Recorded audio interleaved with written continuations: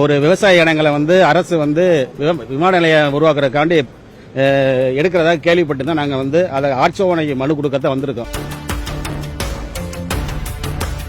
நாங்கள் எங்களுடைய ஆவணங்கள் அனைத்தையும் கலெக்டர் ஒப்படைச்சிட்டு அடுத்து தேர்தலையும் புறக்கணிப்பதோடு சுடுகாட்டில் போய் குடியேறதுக்கான வாலாந்தரவை பஞ்சாயத்துக்கு உட்பட்ட தெற்குவானி கிராமத்திலிருந்து வந்திருக்கேன்.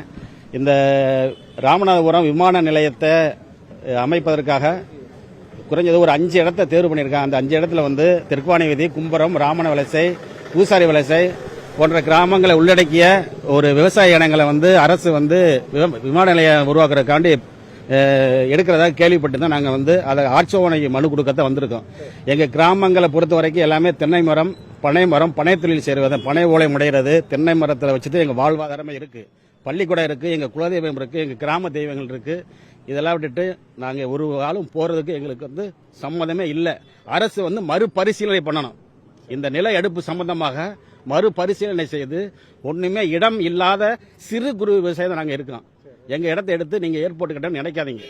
நீங்க மிகப்பெரிய போராட்டம் பல அடுக்கெல்லாம் செய்ய நாங்கள் வந்து கனவுப்பட்டிருக்கோம். அதனால அரசு வந்து பரிந்துரை பண்ணணும். அந்த இபி துறையும் வந்து ஒரு 10 வண்டி